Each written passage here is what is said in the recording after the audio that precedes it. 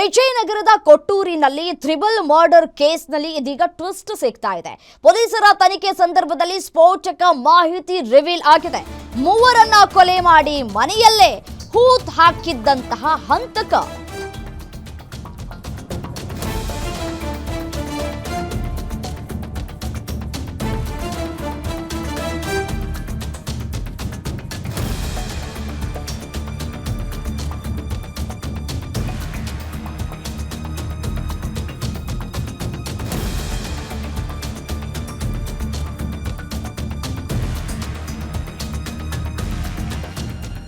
ನಾಲ್ಕು ಅಡಿ ಆಳ 2 ಅಡಿ ಅಗಲದ ಗುಂಡಿಯನ್ನ ತೋಡಿದ್ದಂತಹ ಹಂತಕ ಪುತ್ರ, ಒಂದೇ ಗುಂಡಿಯಲ್ಲಿ ಮೂವರನ್ನ ಹೂತ್ ಹಾಕಿದ್ದಂತಹ ಹಂತಕ ತಂದೆ ಭೀಮರಾಜ್, ತಾಯಿ ಜಯಲಕ್ಷ್ಮಿ, ಸಹೋದರಿ ಅಮೃತಾಳನ್ನ ಹತ್ಯೆ ಮಾಡಿದ್ದಂತಹ ಪಾಪಿ.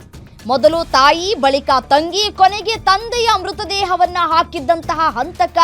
ಸದ್ಯ 3 ಮೃತದೇಹಗಳನ್ನ ಹೊರ ತೆಗೆದಿದ್ದಾರೆ ಪೊಲೀಸ್ನವರು. ಮೂವರ ಮೃತದೇಹಗಳು ಕೊಟ್ಟೂರು ಸರ್ಕಾರಿ ಆಸ್ಪತ್ರೆಗೆ ರವಾನೆ ಕೂಡ ಮಾಡಲಾಗಿದೆ. ಜನವರಿ 26ರಂದು ಕೊಲೆ ಮಾಡಿದ್ದಂತಹ ಹಂತಕ ಅಕ್ಷಯ್.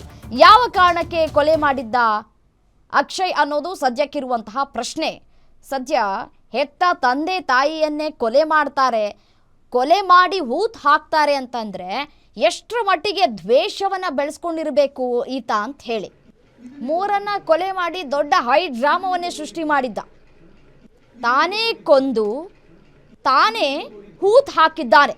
ಮೊದಲಿಗೆ ತಾಯಿ, ನಂತರ ತಂದೆ, ಆ ನಂತರ ತಂಗಿಯನ್ನ ಹೂತ್ ಹಾಕಿದ್ದಾನೆ. ಹೆಣ ಹೂತಂತಹ ಜಾಗವನ್ನ ಕೂಡ ಗಮನಿಸ್ತಾ ಇದ್ದೀರಿ ದೃಶ್ಯಾವಳಿಗಳಲ್ಲಿ.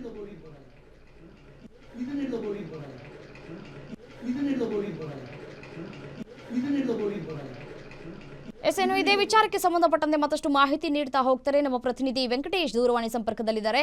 ವೆಂಕಟೇಶ್, ಅಕ್ಷಯ್ ಹೆತ್ತ ತಂದೆ ತಾಯಿ ಮತ್ತೆ ತಂಗಿ ಅನ್ನೋದನ್ನು ಕೂಡ ನೋಡದೆ ಕೊಲೆ ಮಾಡುವ ಹಂತಕ್ಕೆ ಹೋಗಿದ್ದು ಯಾವ ಕಾರಣಕ್ಕೆ, ತನಿಖೆಯಲ್ಲಿ ಏನು ಬಾಯಿ ಬಿಟ್ಟಿದ್ದಾನೆ ಈತ, ಡೀಟೇಲ್ಸ್ ಕೊಡ್ತಾ ಹೋಗೋದಾದ್ರೆ? ಹೌದು ರಮ್ಯ, ಏನು ಕೊಟ್ಟೂರು ಮೂಲದ ಅಕ್ಷಯ್ ಏನಿದೆ, ಅಕ್ಷಯ್ ತನ್ನ ತಂದೆ ತಾಯಿ ಮತ್ತು ತನ್ನ ಸಹೋದರಿಯನ್ನ ಹತ್ಯೆ ಮಾಡ್ತಾನೆ. ಹತ್ಯೆ ಮಾಡಿ ಬೆಂಗಳೂರಿಗೆ ಹೋಗಿ ತಿಲಕ್ ನಗರ ಠಾಣೆಯಲ್ಲಿ ಒಂದು ದೂರನ್ನ ಕೊಡ್ತಾನೆ. ನನ್ನ ತಂದೆ ತಾಯಿ ಮತ್ತು ತಂಗಿ ಮಿಸ್ ಆಗಿದ್ದಾರೆ ಅನ್ನುವಂಥದ್ದು. ಯಾವಾಗ ಪೊಲೀಸರಿಗೆ ದೂರು ಕೊಡ್ತಾನೋ ಪೊಲೀಸರಿಗೂ ಕೂಡ ಎಲ್ಲೋ ಒಂದು ಕಡೆ ಅನುಮಾನ ಬಂದು ಆತನನ್ನ ತೀವ್ರವಾಗಿ ವಿಚಾರಣೆ ಮಾಡ್ತಾರೆ. ವಿಚಾರಣೆ ಮಾಡಿದ ಬಳಿಕ ಅವರಿಗೆ ಮಾಹಿತಿ ಗೊತ್ತಾಗುತ್ತೆ ಈ ಕೊಲೆ ಆಗಿರ್ತಕ್ಕಂಥದ್ದು. ಈ ನಿಟ್ಟಿನಲ್ಲಿ ಇವತ್ತು ಬೆಳಿಗ್ಗೆ ಬೆಂಗಳೂರಿನಿಂದ ಏನು ಪೊಲೀಸ್ ಬಿಗಿ ಬಂದೋಬಸ್ತ್ ನಲ್ಲಿ ಅಕ್ಷಯನನ್ನ ಕೊಟ್ಟೂರಿಗೆ ಕರ್ಕೊಂಡ್ ಬರ್ತಾರೆ. ಕೊಟ್ಟೂರಿಗೆ ಕರ್ಕೊಂಡ್ ಬಂದು ಯಾವ ಮನೆಯಲ್ಲಿ ಅವನು ಹತ್ಯೆ ಮಾಡಿ ಮನೆಯಲ್ಲಿ ಹೂತ್ ಹಾಕಿದ್ನೋ ಆ ಮನೆಗೆ ಕರ್ಕೊಂಡ್ ಬಂದು ಮೃತದೇಹಗಳನ್ನ ಹೊರತೆಗಿತಕ್ಕಂಥ ಕೆಲಸವನ್ನ ಈಗ ಪೊಲೀಸರು ಮಾಡಿರ್ತಕ್ಕಂಥದ್ದು. ತಂದೆ ತಾಯಿ ಹಾಗೂ ತಂಗಿಯನ್ನ ಏನು ತಮ್ಮ ಮನೆಯ ಒಳಗಡೆನೆ 4 ಅಡಿ ಆಳ 2 ಅಡಿ ಗುಂಡಿಯನ್ನ ತೋಡಿ ಅವರನ್ನ ಅಲ್ಲೇ ಹೂತಿರ್ತಾನೆ.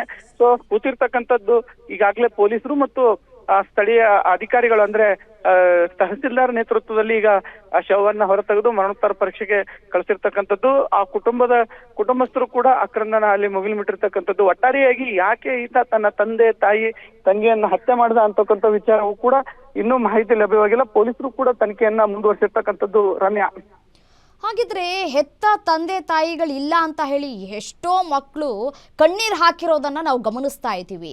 ಕಾರಣನೇ ಇಲ್ಲದೇನೆ ಈ ರೀತಿಯಾಗಿ ಕೊಲೆ ಮಾಡೋದಕ್ಕೆ ಹೇಗೆ ಸಾಧ್ಯ ಆಯಿತು ಅಂತ ಹೇಳಿ. ಆತನ ನಡವಳಿಕೆ ಹೇಗಿತ್ತಂತೆ, ಬೇರೆಯವ್ರನ್ನ ವಿಚಾರಣೆ ಮಾಡಿದಂತಹ ಸಂದರ್ಭದಲ್ಲಿ, ಅಕ್ಕಪಕ್ಕದವರ ಮನೆಯವರನ್ನ ವಿಚಾರಣೆ ಮಾಡಿದಂತಹ ಸಂದರ್ಭದಲ್ಲಿ ಆತನ ನಡೆ ನುಡಿಗಳು ಹೇಗಿತ್ತಂತೆ ಅಂತ? ಖಂಡಿತವಾಗ್ಲೂ ರಮ್ಯ, ಏನು ಈ ಕುಟುಂಬ ಏನಿದೆ, ಕುಟುಂಬ ಕೊಟ್ಟೂರಿನಲ್ಲಿ ಈ ಟೈರ್ನ ಮಾಡುವಂಥದ್ದು ಮತ್ತು ರಿಮಾಡೆಲಿಂಗ್ ಮಾಡಿ ಮಾರಾಟ ಮಾಡ್ತಕ್ಕಂಥ ಉದ್ಯೋಗವನ್ನ ಮಾಡ್ತಿದ್ರು ಅನ್ನುವಂತ ಮಾಹಿತಿ ಸಿಕ್ಕಿರ್ತಕ್ಕಂಥದ್ದು. ಸುಮಾರು 4 ಅಡಿ ಆಳ ಮತ್ತು 2 ಅಡಿ ಅಗಲವಾಗಿರ್ತಕ್ಕಂಥ ಗುಂಡಿಯನ್ನ ತೋಡಿ ಇವನು ಮುಚ್ಚಿ ಹಾಕಿರ್ತಕ್ಕಂಥದ್ದು. ಇಂತಹ ಕಟುಕ ಮನಸ್ಥಿತಿಯ ಅಕ್ಷಯ್ ತನ್ನ ತಂದೆಯ ತೊಡೆ ಕಟ್ ಮಾಡಿ ಪೀಸ್ ಮಾಡಿ, ಅಂದ್ರೆ ಮೃತದೇಹವನ್ನ ಕಟ್ ಮಾಡಿ ಗುಂಡಿಗೆ ಹಾಕಿದ್ದ ಅನ್ನುವಂಥದ್ದು. ಸೊ ಈತನನ್ನ ಕಂಡು ಸ್ಥಳೀಯರು ಕೂಡ ಚೀತು ಅಂತ ಉಗಿತಕ್ಕಂಥದ್ದು. ಜೊತೆಗೆ ಕಠೋರ ಮನಸ್ಸಿನಿಂದ ಕೂಡಿದವನು ಅನ್ನುವಂತ ನಿಟ್ಟಿನಲ್ಲಿ ಆಕ್ರೋಶವನ್ನು ಕೂಡ ಸ್ಥಳೀಯರು ವ್ಯಕ್ತಪಡಿಸ್ತಕ್ಕಂಥದ್ದು. ಒಟ್ಟಾರೆಯಾಗಿ ಯಾಕೆ ಕೊಲೆ ಮಾಡದ ಅಂತಕ್ಕಂಥ ನಿಟ್ಟಿನಲ್ಲಿ ಈಗಾಗಲೇ ಪೊಲೀಸರು ತನಿಖೆಯನ್ನ ಆರಂಭಿಸಿರ್ತಕ್ಕಂಥದ್ದು ರಮ್ಯಾ. ರೈಟ್, ಥ್ಯಾಂಕ್ ಯು ತಮ್ಮ ಮಾಹಿತಿಗೆ.